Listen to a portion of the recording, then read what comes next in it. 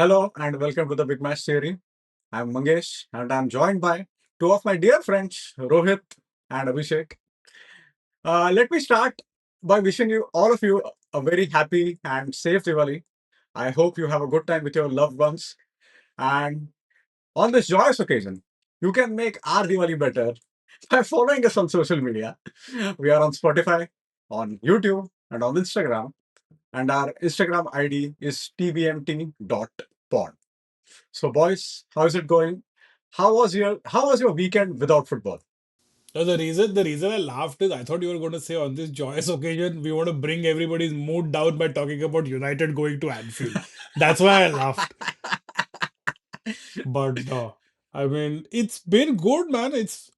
For after ages we went into the international break with a win under our belt, which is a rarity in the best of times. But we're going to be, you know, we're going to get pulled down to reality. We're going to get pulled down to the harsh facts of life when we go and get our asses handed out to us at Anfield by Liverpool. So not looking forward to Sunday, but hey, here we are. It's nothing new. We've been losing all the time. One more game, how's it going to matter?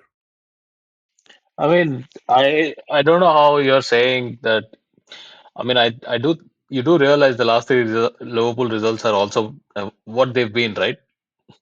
So I don't know. I don't think we are doing any well. So it might be just, in that there was a period in 15, 16, 17 around where there used to be a lot of draws between United and Liverpool, this boring draws. And I feel like it's going to be one of those.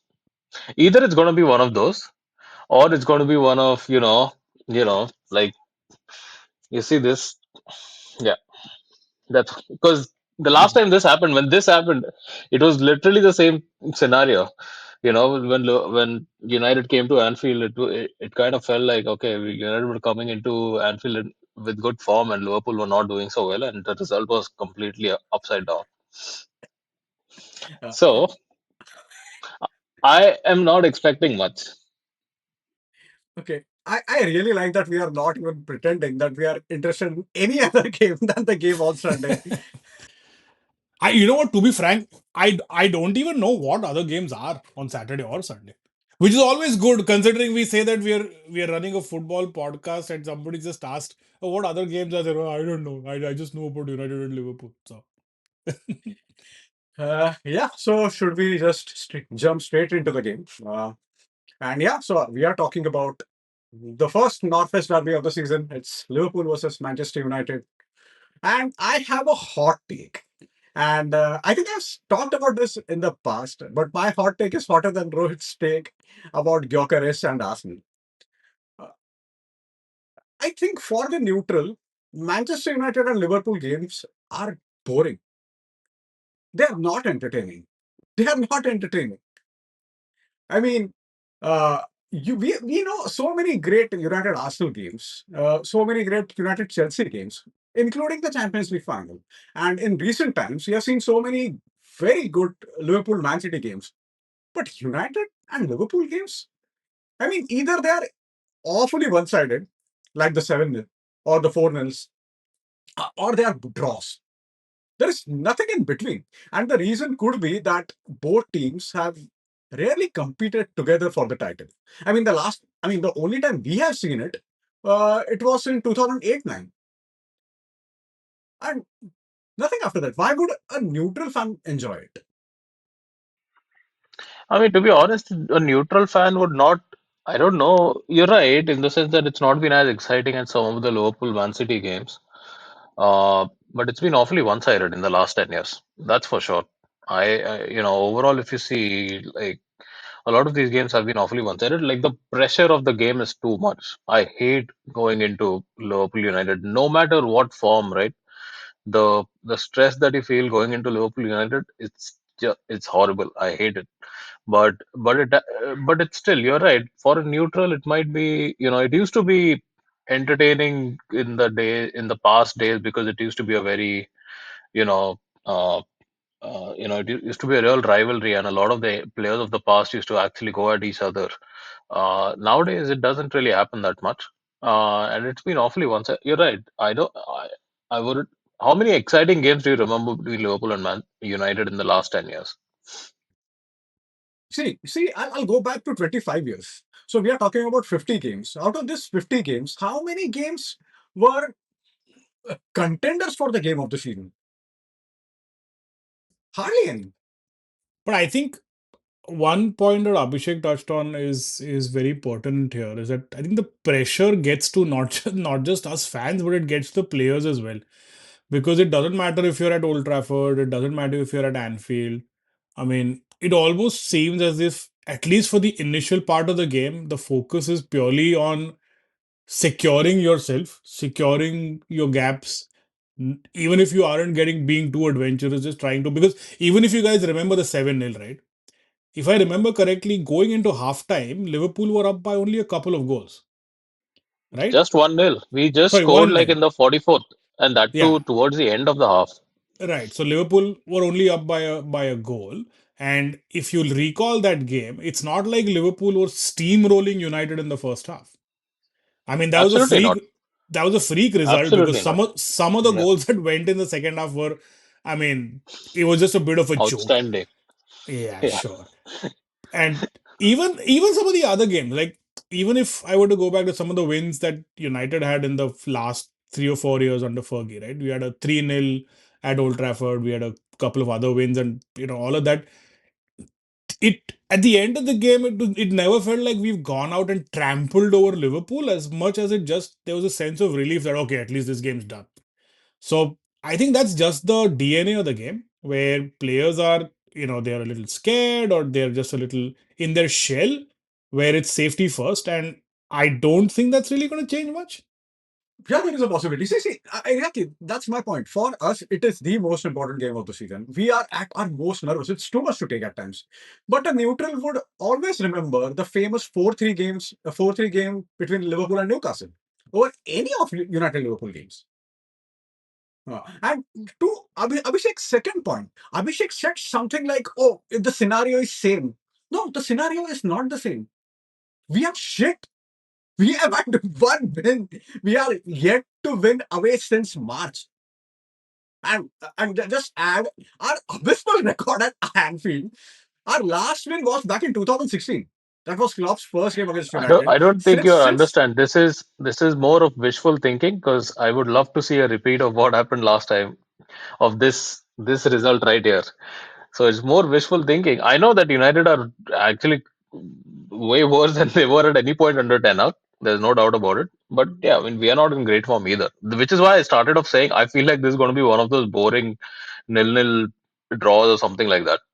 But sorry, just one quick point is that another thing about this result, sorry, this fixture is that the opposition always ends up putting up a decent performance when you least expect it.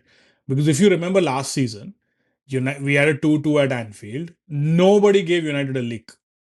Everybody had just expected Liverpool because Liverpool were essentially going to be crowned champions, and it was very clear that United and Liverpool aren't even on the same planet. But United went in there, put up a good fight, almost came out with a win if it wasn't for Harry Maguire skying from 5 yards, right? And even if you go a few years before that, if you look at the game in from 2009, that 4-1 that United lost at home with what that idiot Dosena scoring a free kick. I went into that game probably one of the few times, and I think I've been scalded by that memory a lot. I was going into that game thinking we were going to absolutely smash Liverpool, but a very different Liverpool turned up and they got all this. So I think this is also one of those fixtures when you least expect it, when you least think that the other team's actually going to do something, they actually go ahead and do something. And I'm not suggesting that United are going to get a result or anything of that sort. I'm not suggesting this weekend something's going to change, but historically this has been a fixture, when you've seen that sort of a narrative. It's kind of, and ever since that, I feel like ever since that 7-0 happened, everyone has expected, because United have been pretty bad ever since the 7-0, right? Like there's not been any point where United have been. Both the games at Anfield have been draw. There was a nil-nil, and then there was a 2-2, right? The only game we won after that is the one away at Anfield at Old Trafford last year, and the one in FA Cup or whatever we lost, right? 4-3.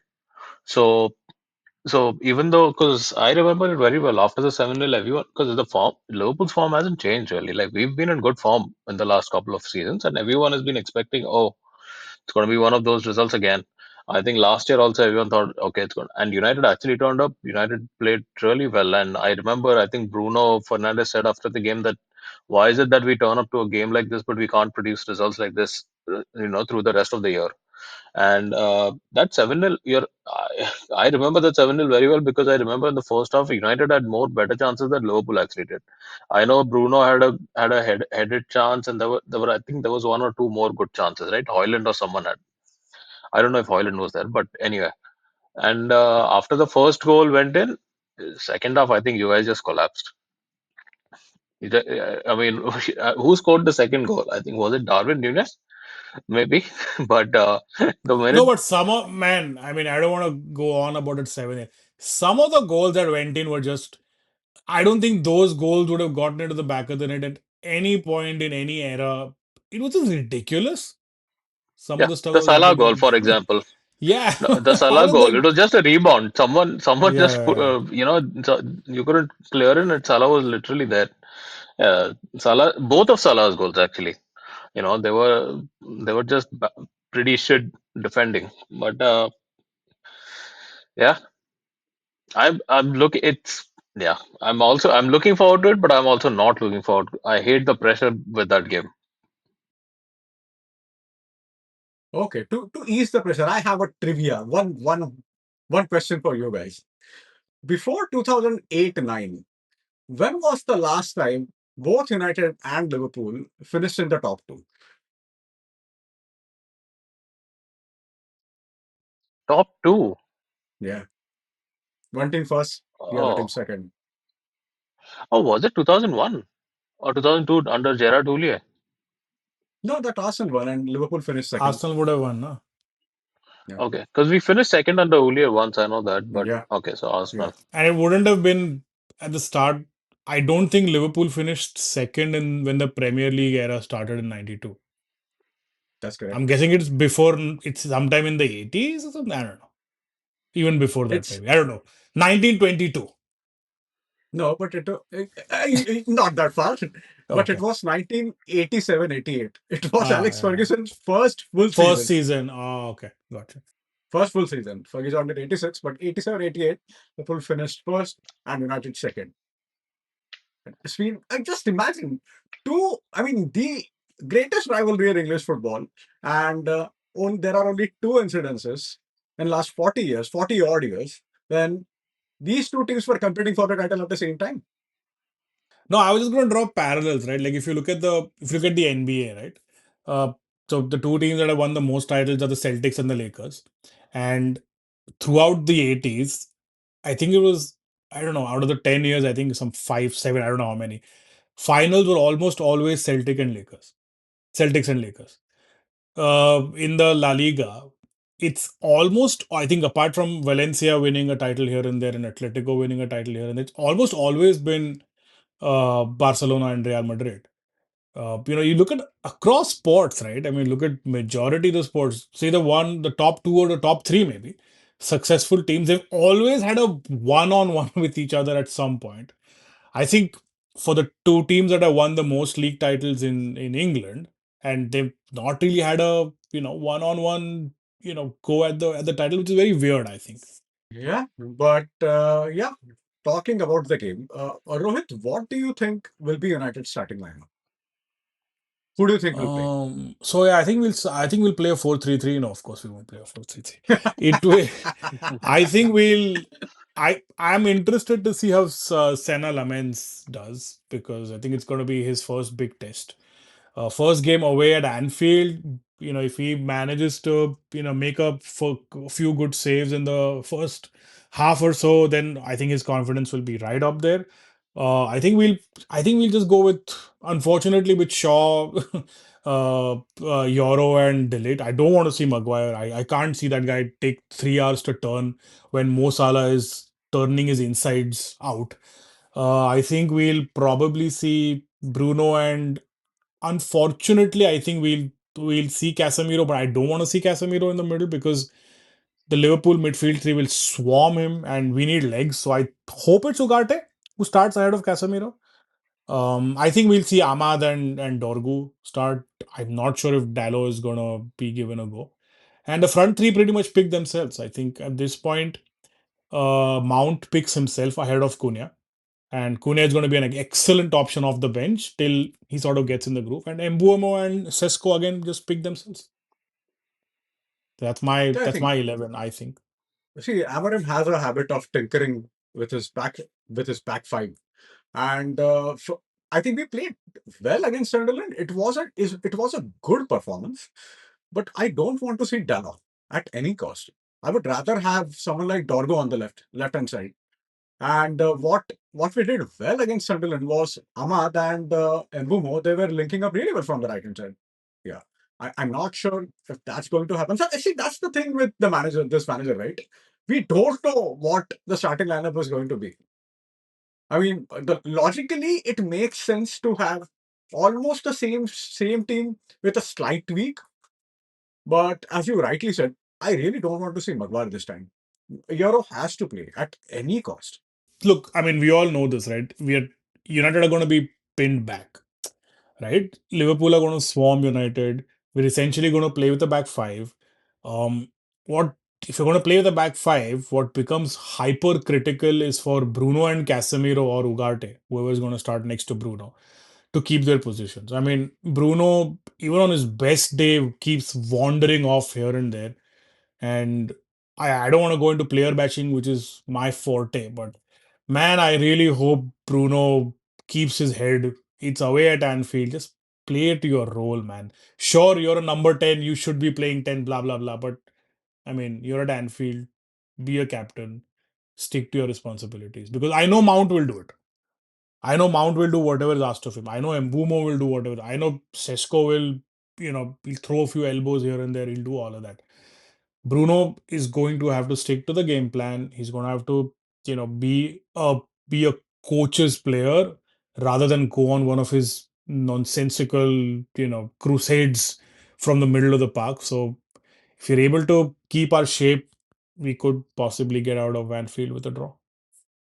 See, and even when we won 2-2 all, Bruno played in that front three, and it was Mainu and Ugarte in the midfield. I know what Abhishek's going to say.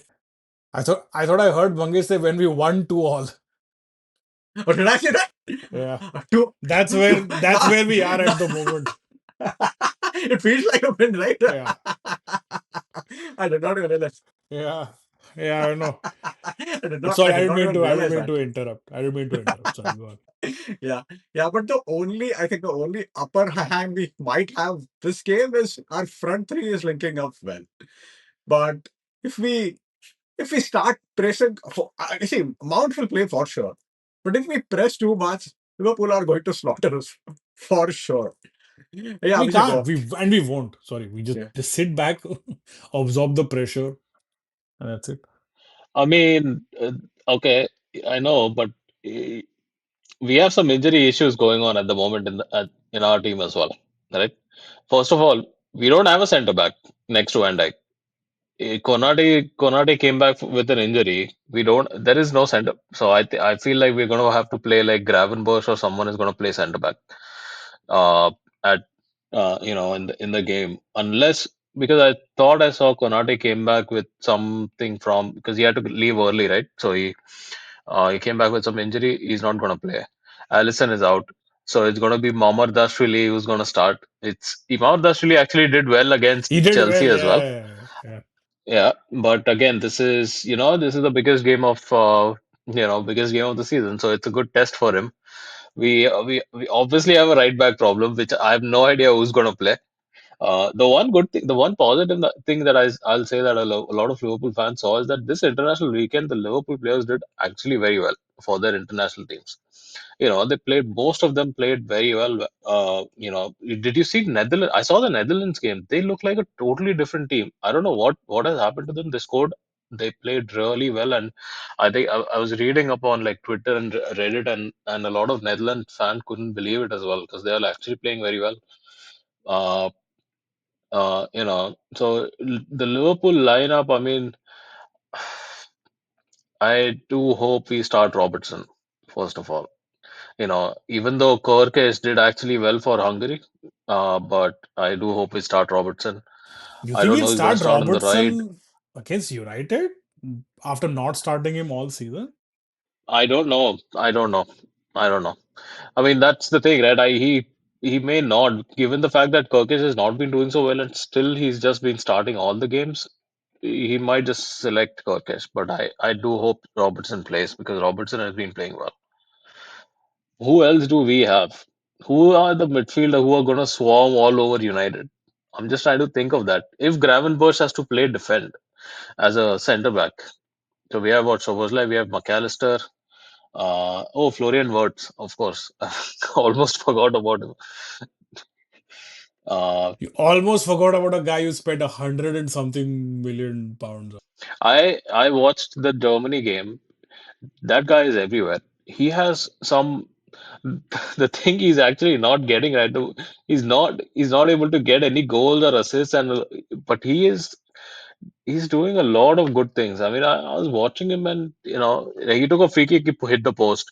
He had a couple of good chances he created for Germany as well. So Yeah, watch him get a hat trick against United now. there couldn't be a better game. There couldn't be a better game to announce himself to the Premier League. There couldn't be a better game. So I hope he starts for sure. And yeah, I mean, Salah, it's going to be interesting between Ekitike and Isak. Gakpo played well. Gakpo scored like a really good goal for Netherlands. So let's see who starts. I'm hoping Ekitike starts and Isak comes off the bench or something like that. But it'll be interesting to see. Sorry, Mangesh, before you start. I'm still laughing for the 5 minutes because when Abhishek started talking about Konate, he said he had to leave early as if he's just some guy in an office who's just like, oh, my electrician is coming at 3 o'clock, so I have to leave early. He just said like, oh yeah, Konate may not play because he had to leave early. That is the kind of shit that I come up with when I have to log off at 3 p.m. on a Friday.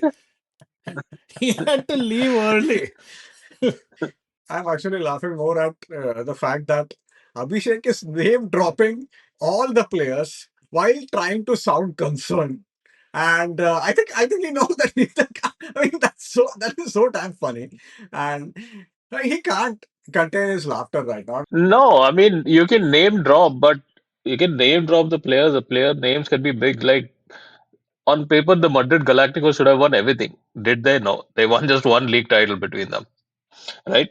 So it doesn't really matter on paper how strong the names are. And you've seen how we have been playing in the last three games. So of course there is concern. Of course, I don't know what.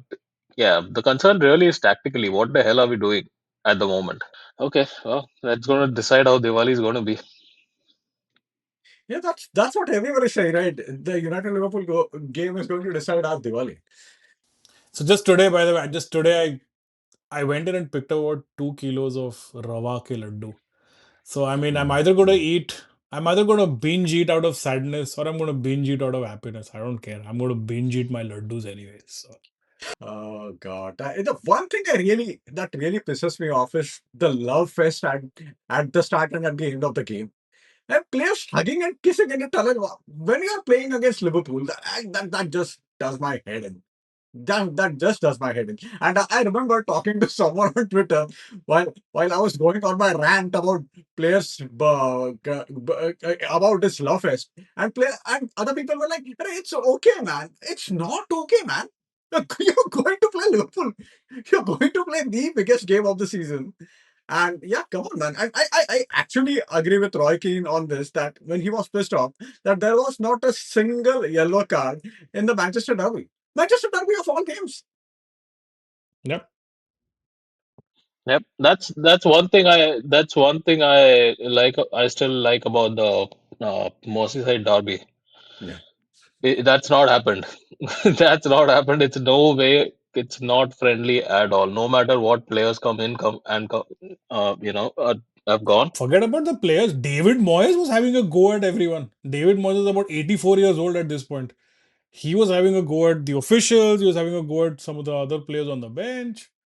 That is the only game outside of the Liverpool Man United that gets me all worked up because I feel that it's not stress in terms of because we've actually been playing dominating Everton for the past few years. It's also concern because I know that the Everton players are you know they have that knack of wanting to come for yeah, they are up for it, and they get very aggressive against Liverpool. The crowd is obviously going to be aggressive, but it's a very aggressive game. But yeah, I mean that I like the Merseyside derby. But yeah, the Manchester derby. I remember a few years ago, United lost, and at the end of the game, Maguire and John Stones, they were like hugging, and they were smiling, and I think it was Keane or someone who absolutely lost it. Like you just lost the Manchester derby. You're now standing literally at full time. You're standing there and smiling and hugging the opposition defender. Like that's yeah, that is the world now. That's what we have to look forward to in the next 30, 40 years. The Yes. next 30, 40 years, I'm pretty sure that there's going to be, I don't even know what, there's going to be like mid match interviews. There's probably going to That's be, already started. have That they? already, Oh, okay. That's so ridiculous. Having interviews during halftime, that's completely Americanization of the Premier League. That happens yep. in US sports, right? Yeah, Yeah, it does. The NFL games technically they go on for what 4 hours or something when they should get over in an hour, something like that. Yeah. In MLS, I think I remember this because you know that goalkeeper Brad Guzman, he just retired. I remember this because he was playing a game, MLS, I don't know against whom, but he had a mic while he was playing the game. And he was, yeah, yeah, yeah. Yeah, this actually happened. Now I don't know how serious that game was. I hope it was like a friendly or something, but it didn't look like a friendly, definitely. But he had a mic on him, and he was the commentary team were talking to him, and he was talking. He was having a for a few minutes he was chatting with the commentary team during the match. Imagine them implementing this in the Indian League. The only thing we'll hear is a bane. That is the only thing we'll probably hear for 90 minutes. The game's truly gone. I do love the ref cam by the way that they've they've now started. You know what it feels like? You know, back in the day in WWE when Vince McMahon used to be with his mic and you say he's going, oh, Stone Cold Steve Austin tonight is going to face. And he was to wait for 10 seconds and then say, The Undertaker. It almost feels like that. Like that idiot is just going to stand in the middle of the pitch and be like, after careful review, we have decided. And the next time he's going to take 10 more seconds and it's a penalty or something like that. It's almost like a WWEization of the Premier League. Nee, what I was trying to say is when every time someone scores a goal, the players are cautious now. They just they don't go over the top with their celebration because they know there is a review coming. Yeah, but that's the thing, right? Like I know that people hate it, but I mean, you remember some of the decisions before VAR, right? Yeah, Yeah, I yeah, of mean, course. it's definitely has improved an aspect of the game, but yes, but the true aspect of goal scoring and the fact that it has affected it big time. Mangesh, you do remember the 9-10 season when Drogba was offside by what felt like 5 kilometers, and United lost the league title by a point. So I'm okay with VAR. To be honest with you, I don't have a problem with it. The only thing that annoys me is sometimes when the subjectivity comes into the picture, right? Like they'll implement, there's no consistency. I don't think the technology in itself is a problem. I think the big problem is the consistency. Like they'll use it for one instance today, but for a similar instance in another match, few hours later, they won't use it. So that for me is a big problem. Yeah, I agree with you. I don't have any problem with VAR. But as you rightly said, the subjectivity and at times they use it for some and don't use it for some. That is the problem. The inconsistency is the problem. You're right, but at the end of the day, the thing that I don't understand when people say it's not it's not the technology, right? What is VAR? At the end of the day, it's literally just a replay. It's at the end of the day, it's the ref who's making the decision anyway, right? So where VAR falls apart and who is taking these decisions? It's these referees, it's these stupid referees who are taking decisions all the time. I mean, I think people have been asking that there should be an independent panel who should be actually controlling VAR and not just the same referees who are refereeing the other games. Maybe that's true because I remember the last to last year, 2 years back, when that Luis Diaz goal was disallowed, right? And that was miscommunication because clearly it was not, he was not offside. VAR had cleared it. They just communicated it wrong to the referee, and the referee disallowed it. That was the most ridiculous decision. But in that time, there was apparently some junior level person who was in that decision making, who was not a referee. He's like an independent person sitting over there who was trying to force them to correct the decision, stop the game, and correct it. And it didn't happen. And I feel like, yeah, I mean, you should, there has to be something to that effect where, because at the end of the day, the automated offside, semi-automated offside, fair enough, that might actually be good and that might actually be very helpful. But all the other decisions, I didn't understand the point of actually announcing the decision in the stadium. Like, what are you going to do? You're not changing the decision or It's anything. You just theatrics. It's theatrics. yeah. What, they don't know you're going to give a red card or a penalty, or what? You have to announce it to everyone and tell them. No, of course you don't. What is the point of it? Like, it's not like you're trying to change the decision, or it's not affecting the game at all. I just don't get it. Why you want to announce it? I mean, very soon we're going to start hearing those defense, defense, all all those chants. There's going to be somebody with that. "Tan, tan, tan, tan, tan, tan, tan, tan." That's going to Oh my start over God. there. Oh So, my Mangesh, God. if you've not been watching the NBA, if you've not been watching, Major League Baseball and all of that, get Yeah. ready for all of this. Get ready for all of this. Oh my Yeah. God. I went to a Celtics game a few Ah, a few months back. I mean, the game, it's not about the game. It's just theatrics. It's just experience. They have all those cameras. They're engaging with the crowd. It's entertainment. Yeah, I mean, of course, it is entertainment at the end of the day. But I hope it doesn't come to football. That's all. no, I was just going to say I went to this. I went to a Blue Jays game. I think it was last season or something. So, which is the Toronto's baseball team. No one in that whole stadium was watching the match. Yeah, Everybody was at the bare minimum 3 beers down, including me. And everybody was just relaxing, chit chatting, and then, oh, is there a game going on? And no one was focusing on the game.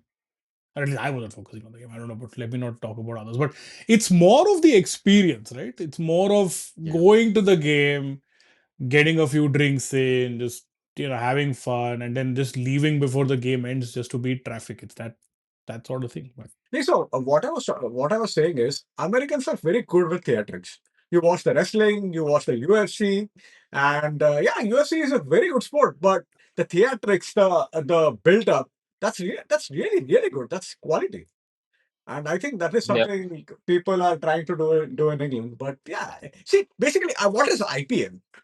IPL is T20 cricket, American version, slightly Americanized T20 cricket, right, and nothing else. Who cares about those yeah. cheerleaders? I don't. The real game's gone is what's happening with in the La Liga actually. But we can talk about that afterwards. You know that La Liga games Yeah. are now going to be played in the US, right? yeah, yeah. That if that picks up, right, then the game is truly gone. See, to that, of course, we don't want to see that, but to that point, I think Como or some team, some Italian team, they made a post about it, or someone made a post about it, that in the Premier League, the situation is different. Because of the TV rights, all the clubs are wealthy. But Yeah, that's not the case with Italy or Spain and a lot of other European countries. And they have to find a way to generate more revenue. And this is one way yep, of doing that. So yeah, I understand the sentiment behind it. Of course, I don't want to watch Premier League game in United States when the commentators are speaking in US accent. That really gets me right now. But that's the way it is, right? So even when in 2000s, there was only one club in the entire world, or probably two clubs, United and Bayern, who were doing well, really well financially. Most of the clubs were still. So I think that is. I mean, we can talk about it some other time, but I think there are two sides to it. But yeah, I'm with you. I don't want to see United games played in England, played in America at any cost. You're yeah, gonna you're gonna listen to commentary like deep in the second quarter as the Uniteds of Manchester make their way. We're gonna listen to all of that. Yeah. Get ready for cringy commentary. Yeah. Before we close, predictions, please. Oh, don't make me do this, please. I hate this game so much that I hate predicting it because I know it won't happen. But I have a feeling it's going to be a draw. It's going to be a boring 1-1 draw. We will concede for sure. We'll concede for sure. So there is no way in hell we are going to win this, but we might get a draw. 1-1. I don't know. Draw. What about you, Rohit? I think it'll actually be an exciting game. I think Liverpool will win, but they'll win 3-2. I think it'll be an exciting game. I think United will get a couple of goals. I don't think we'll be poor. I think we'll give a bit of fight, but Liverpool obviously have that much more extra quality to see through the result. So 3-2. I'm going with 3-2. See, if we repeat our performance at Sunderland, it will be a good fight. It will be a fighting performance if we repeat that. We'll not win the game, and I'm fine with that. I'm fine with that too. Yeah, absolutely. I'm just hoping we don't repeat our performance from the last three games. That's all. All right.